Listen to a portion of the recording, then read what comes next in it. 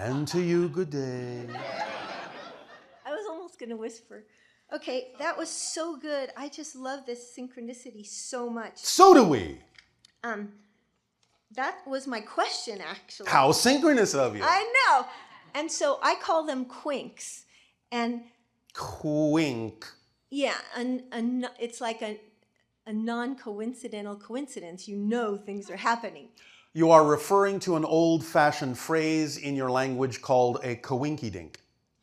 I guess so, but Yes. I shortened it, yeah. All right. Because I love keeping track of them. Oh, all right. And I separated them. Events were quinks, and then when you found an object that was quinky, then it was a mool. But anyway, the question I had is, what are they?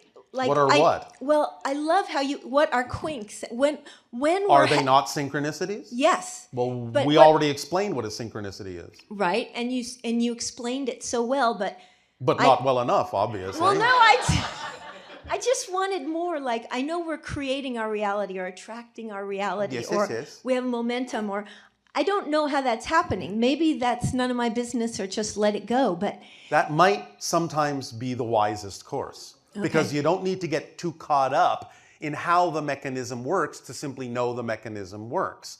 When you walk into one of your rooms and you turn on the light switch, do you stop and wonder how the light bulb is actually working, or just go, light, thank you, and now I can get on about my business?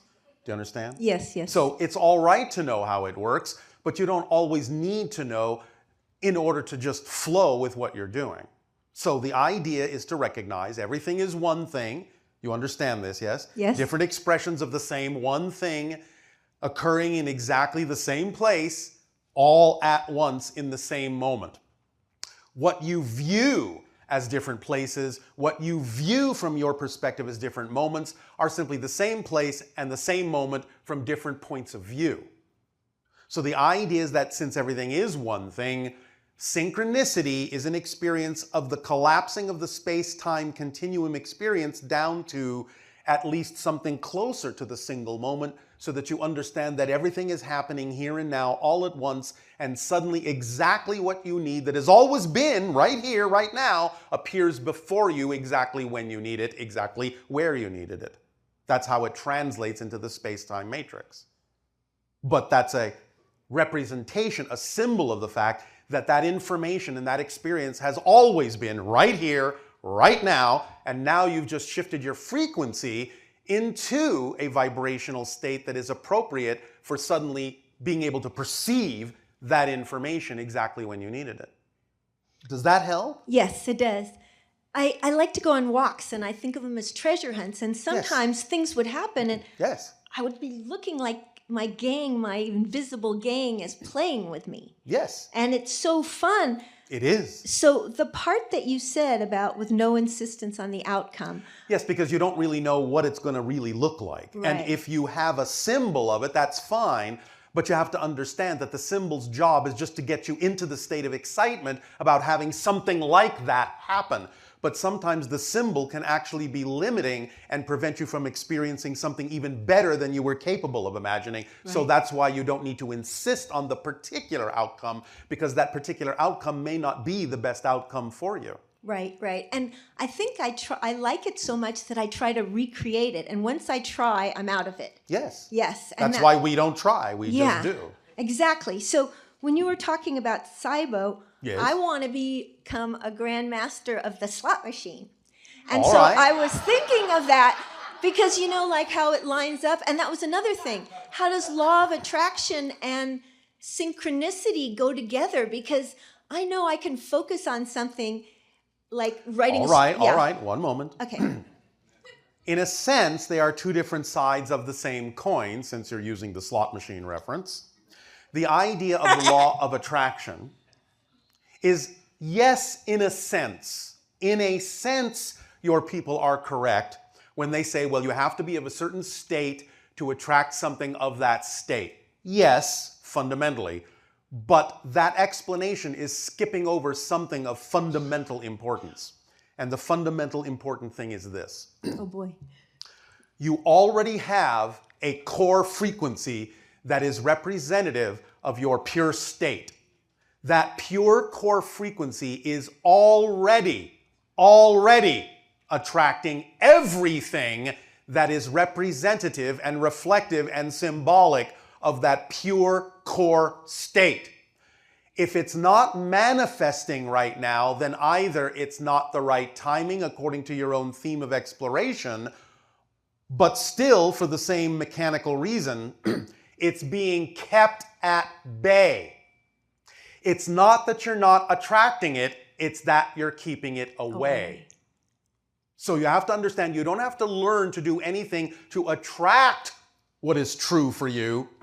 You have to learn why you might be keeping what is true for you away with your belief systems. But that's a fundamentally different state of being than thinking you have to learn to get into a vibrational state to attract something.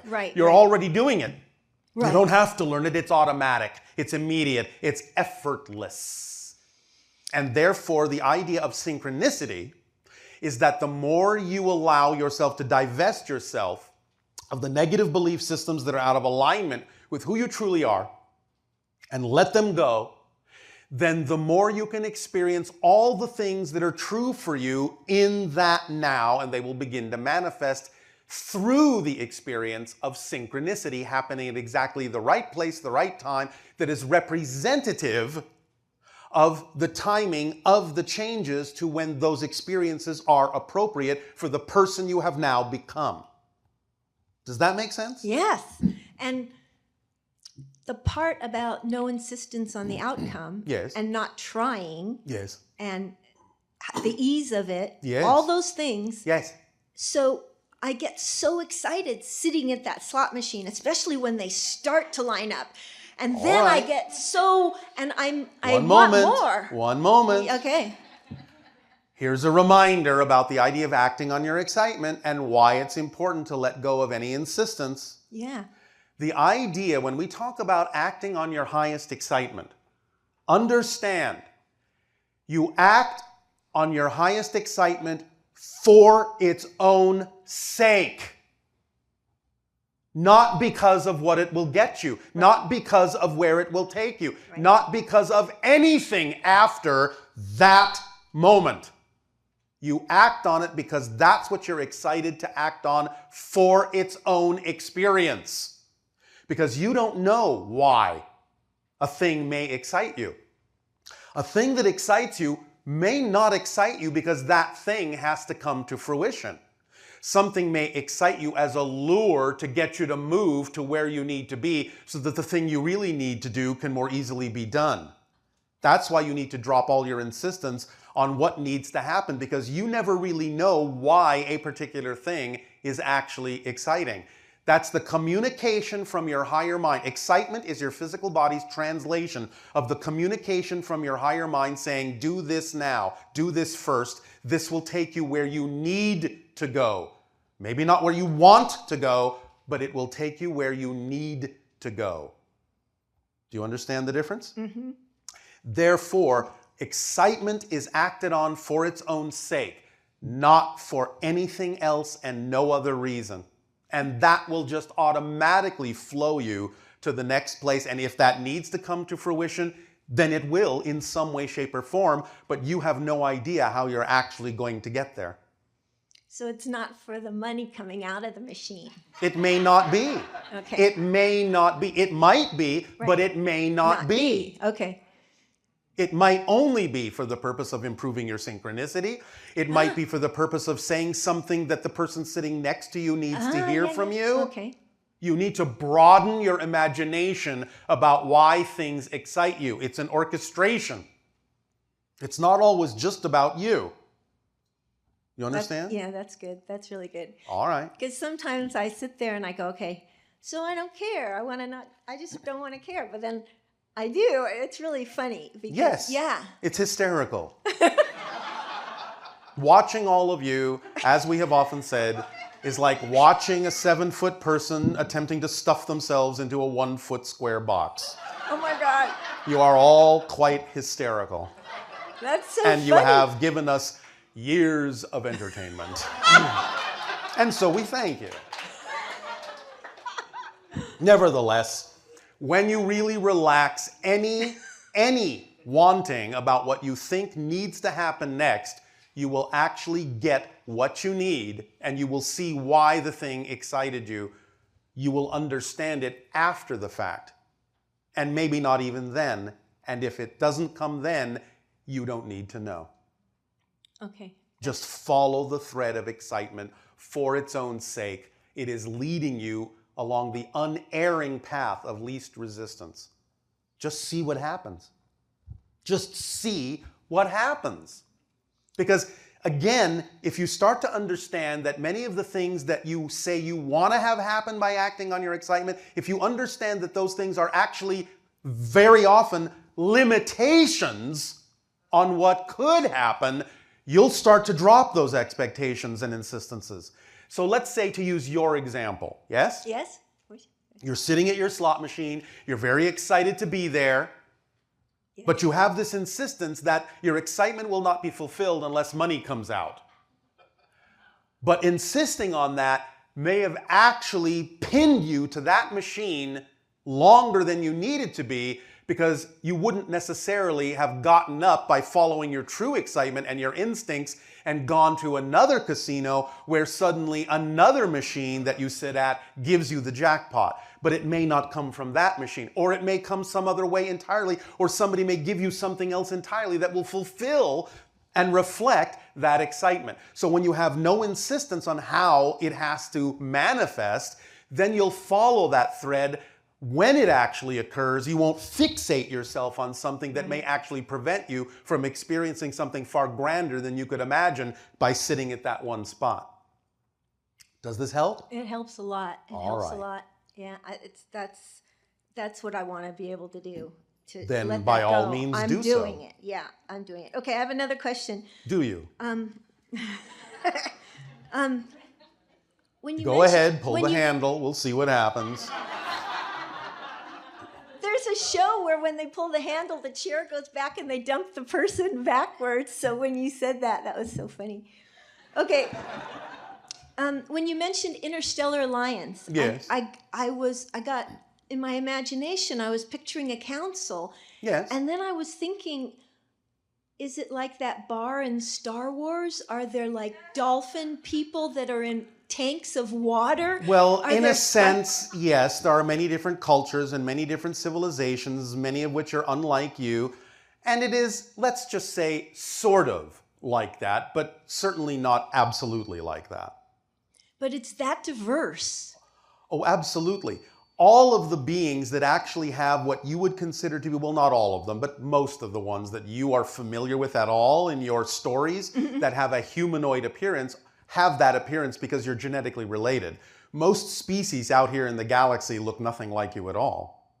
Really? But you are dealing with the ones that are similar enough so that you won't, how do you say it, get freaked out? Right. But then they will gradually acclimate you to the fact that there are races that you couldn't even comprehend out here. Yeah.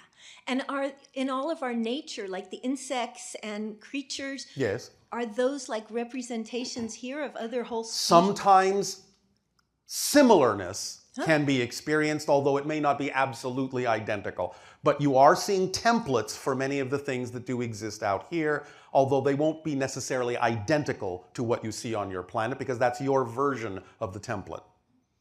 Okay. Does that help you? Yes, it does. And like in... Your chair's going backwards now. Really? Oh my God. Okay. Please take your seat. Okay, bye. Thank you. Thank you so much.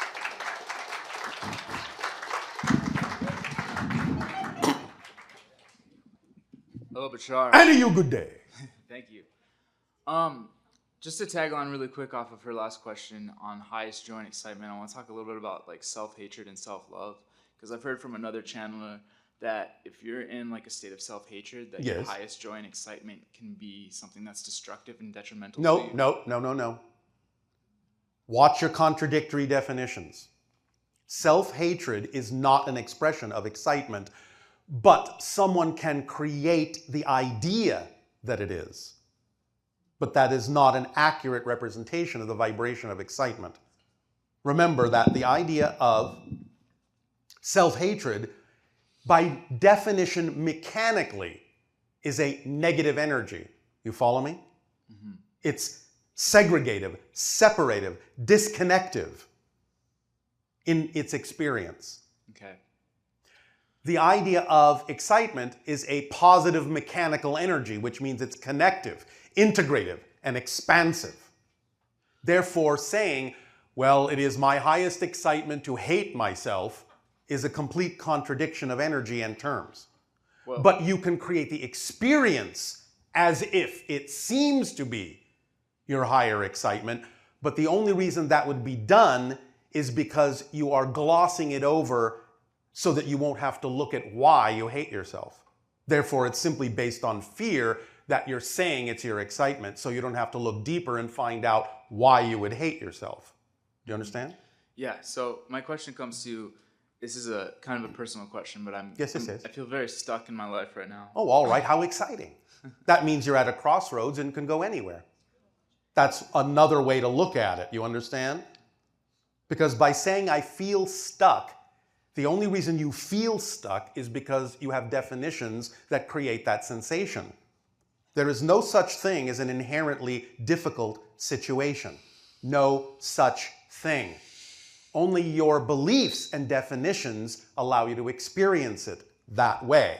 Okay. So the paradox and the power in the paradox is an understanding that if you feel stuck, the only reason you can actually have an experience of feeling stuck is that you're actually not stuck.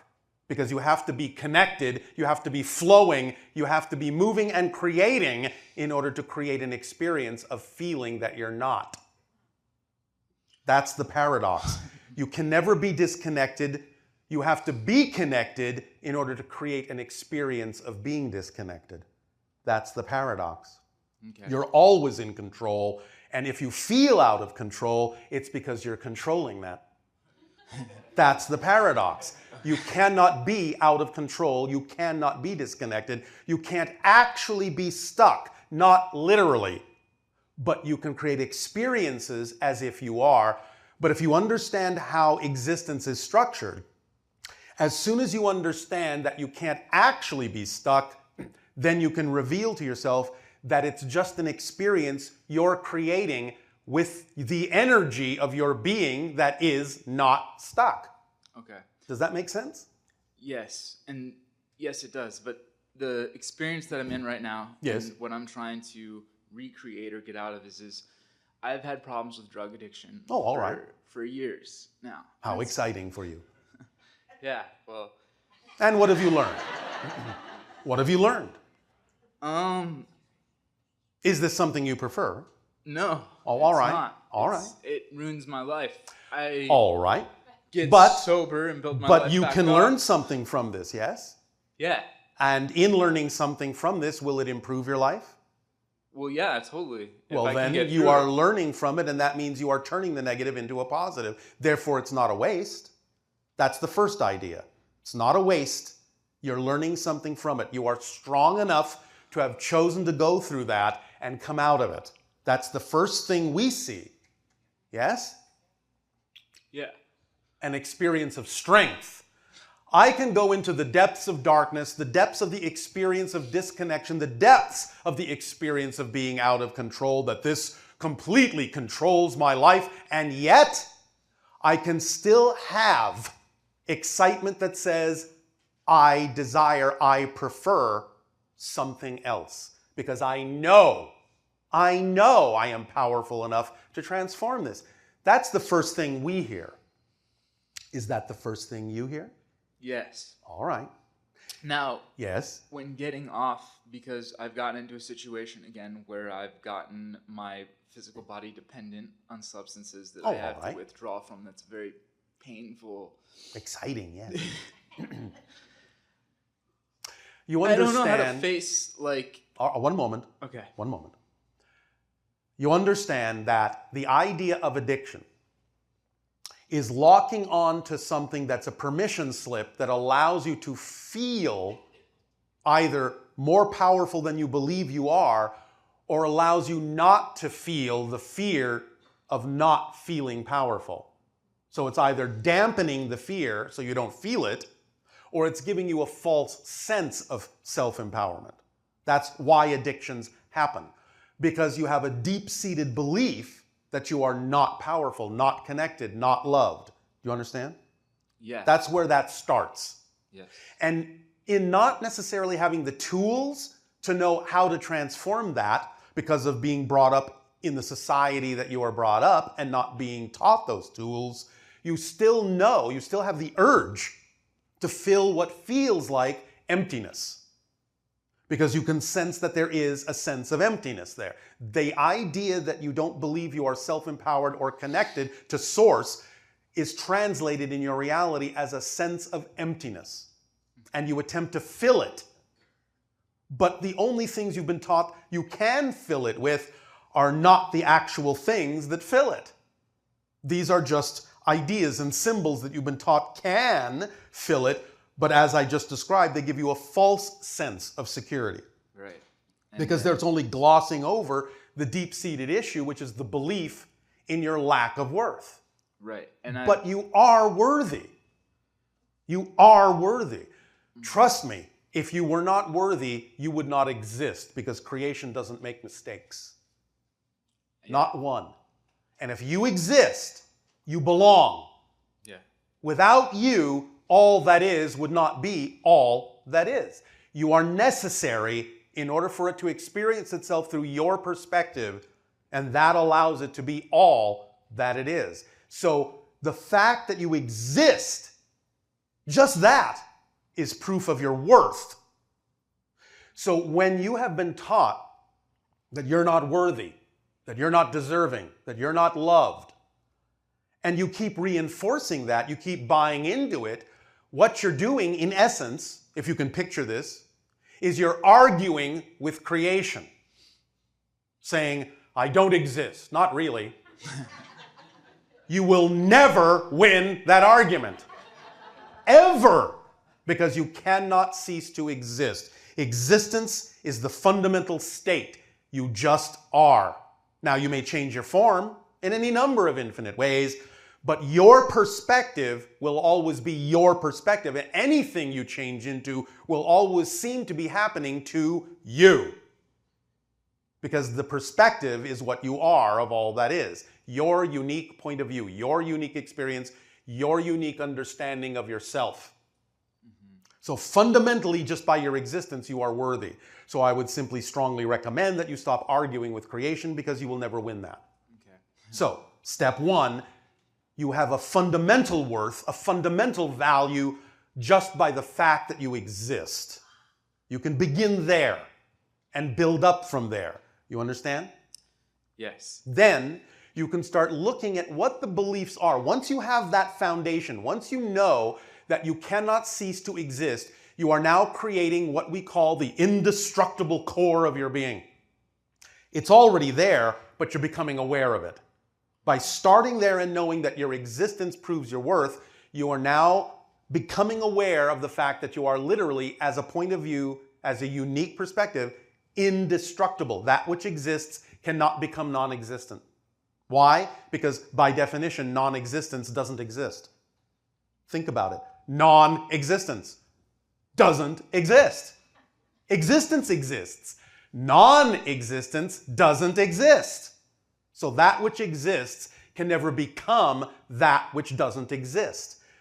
We sometimes put it in a kind of fun, poetic way by saying, well, that which exists can't become non-existent because all the things that will never exist already fill non-existence up, and there's no more room in non-existence for the things that do exist.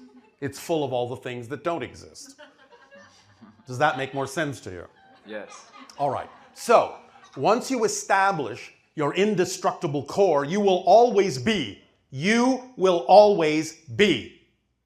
Now you know that it's okay to start digging down and finding out what those fear-based beliefs are, because you know that no matter how deeply you dig, no matter how frightening it may be to explore and discover what those beliefs are, you will never, ever, ever be annihilated by doing so. You can never stop existing. Ever. So dig away, find out what they are, and remember, they are just beliefs. They are not facts. It is not a fact that you are unworthy. It's just something you've been taught to believe is true. It's not a fact. So if creation is willing to support you utterly in your belief that you're not worthy, why would it care if you start believing that you are? It will still support you all the same. It doesn't care what you choose to believe because that's been left up to you. Totally up to you. It's in your hands to decide what is true for you. So if you suddenly say, I'm really tired of believing that I'm not worthy. I'm really tired of creating this sense of stuckness and this idea of being out of control. I'm really tired of using permission slips as a crutch because I don't believe I'm self-empowered enough to attract what I need when I need it. This is all just negative beliefs. They're just opinions. They're not empirical facts of nature. Yeah. They're just ideas that you've bought into. That's all they are, because that's all physical reality is. Physical reality isn't real. It's just a reflective mirror of what you believe to be true.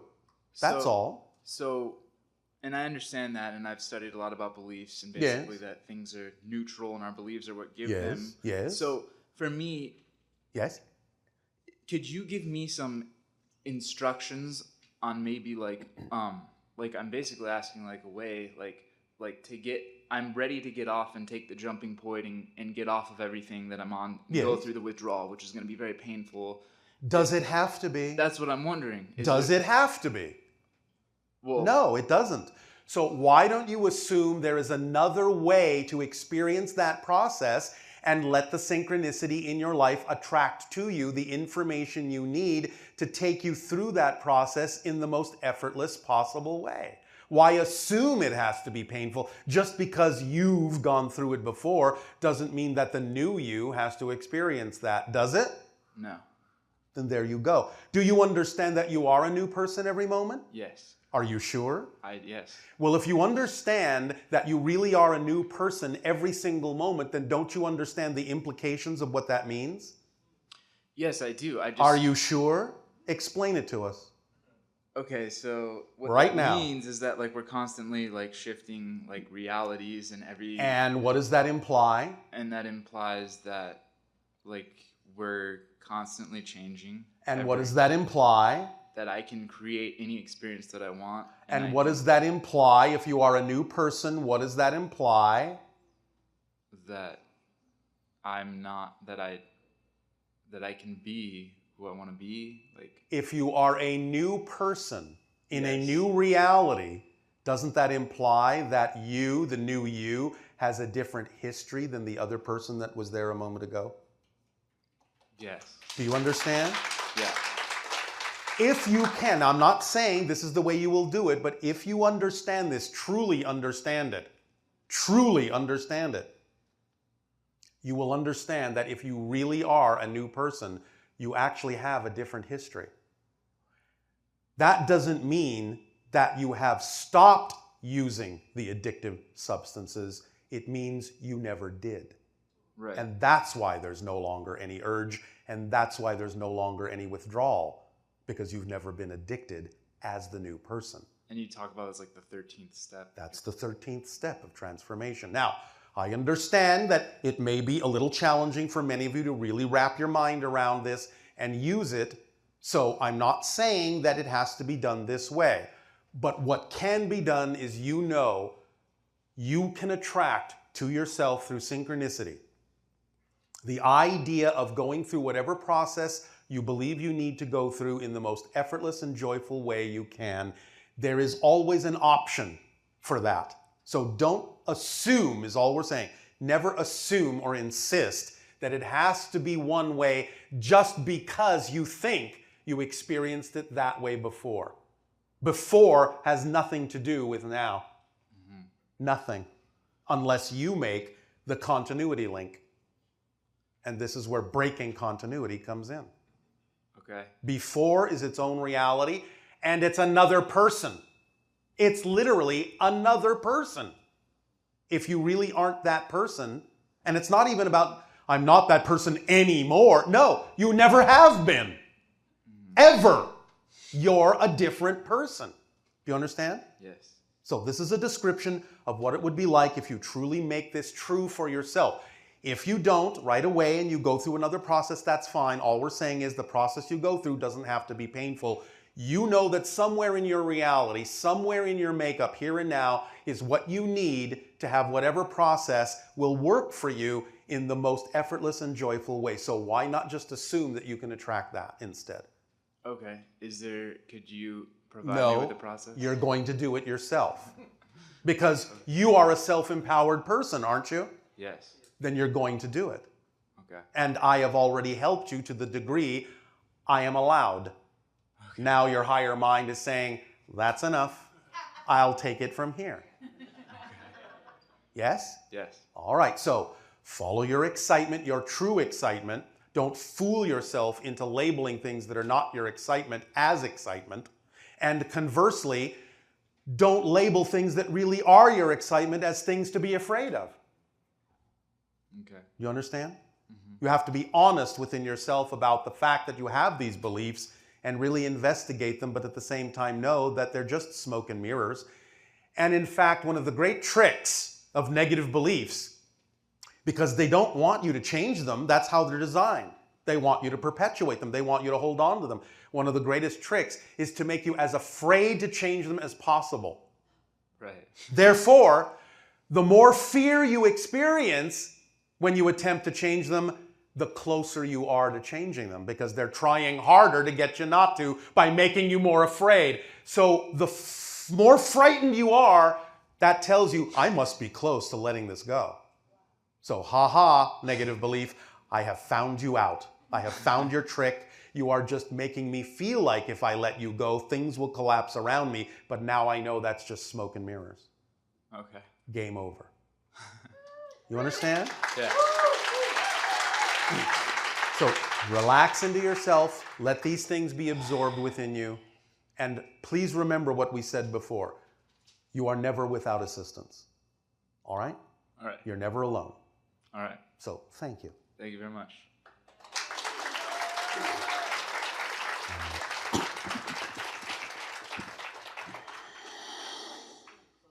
Hi, Bashar. And to you, good day. So I was just introduced to you a few months ago. Oh, how do you do? Very well. Excited to be up here. Oh, all right. I don't really understand the concept of parallel realities. I'm just trying to wrap my head around it, and Did the TV analogy not help you? no. Oh, all right. Do you understand in any way, shape, or form the concept that there is only really one single moment in existence? Let me Yes put it and to you no. this way. Let me put it to you this way. I'll use these terms. Nature is exceedingly efficient. It will never use more than it needs to accomplish something. Do you follow that idea? Yes. It's very efficient.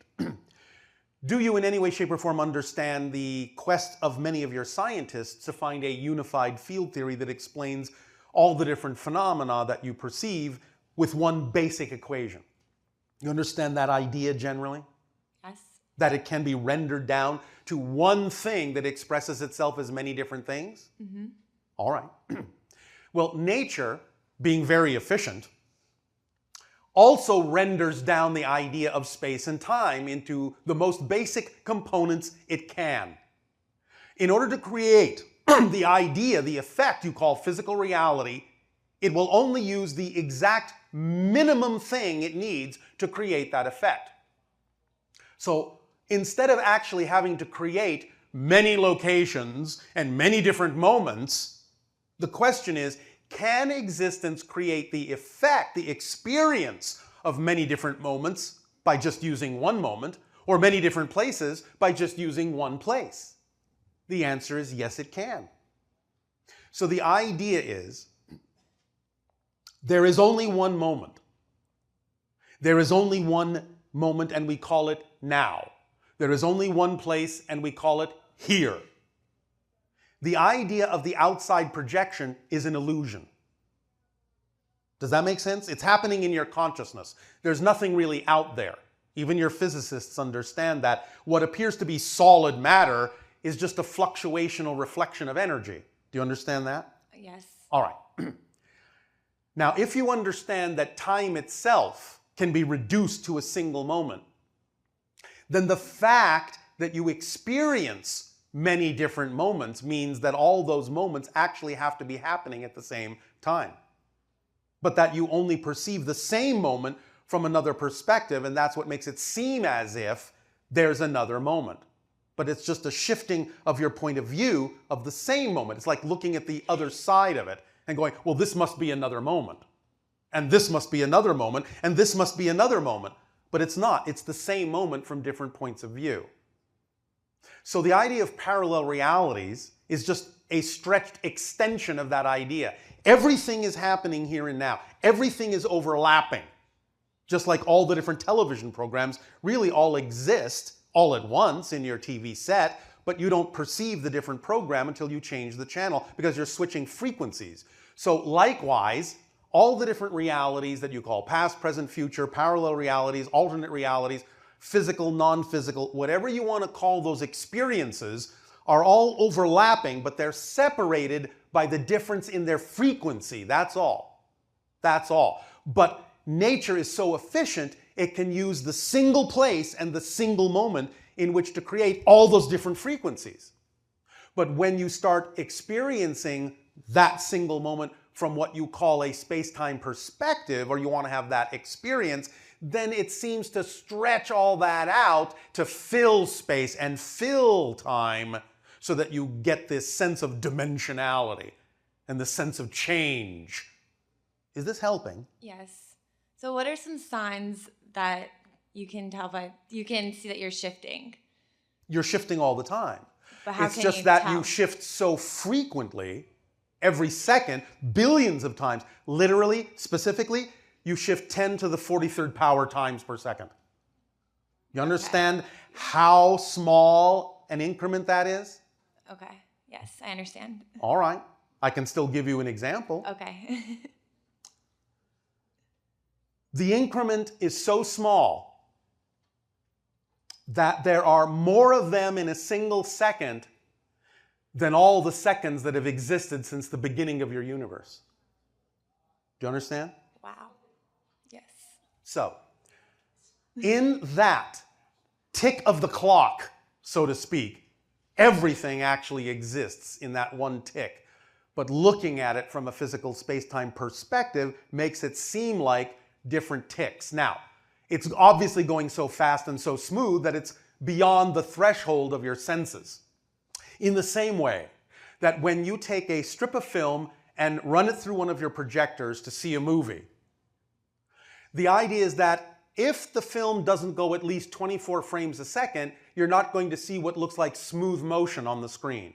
You understand? Mm-hmm. So the film has to go fast enough that you don't notice the shift. It doesn't jar you to go from one frame to another. You just accept it as smooth changes, smooth motion over time. Okay. But when you start accelerating yourself, you start getting closer to matching the frequency at which the idea of the tick of the clock actually happens, and you can start experiencing more awareness of the differences between the frames. You can break the continuity. You know what a strobe light is? Yes. Have you ever used a strobe light to freeze a stream of water? No, but I've seen Yes? stuff done similar to it. All right, so it's a similar idea. If you turn on your tap and there's a stream of water, you see it as an unbroken stream. Mm-hmm. But if you start a strobe light in the dark and you illuminate the water stream with flashes and you find the right frequency, suddenly you find that the frequency is only illuminating one small part of that stream to such a degree that that's all you see, and it seems like there is literally a sphere of water hanging in midair, frozen, just floating there, because you've matched the frequency at which the water is falling. So the idea is that when you change the frequency, you can start to match the frequency of reality and start to see things in a different way and experience things in a different way. But this is going on from many different points of view, which you call parallel realities. There is a version of you experiencing this, There is another version of you on another Earth experiencing something slightly different, another version on another Earth experiencing something even more different, another version experiencing something that could be very, very different, and on and on and on and on to infinity. Everything that can happen is happening all at once. But from a space-time perspective, you say, well, it's got to be stretched out somehow, so we'll call those parallel realities, even though they're all happening at the same time. Is this helping? Yes. Thank you. It's helping. Is that clear enough? Yes. Very clear. Anything else? Yes. What civilizations am I most related to? Sirius, some hybrid civilizations, such as the Yael, some Pleiadian, smattering of Arcturus, and a few other things we won't go into now. Okay. Does that help you? Yes. And one more question. What is my current vibration right now? 143,000 cycles per second. Okay. Thank you, Bashar. Thank you.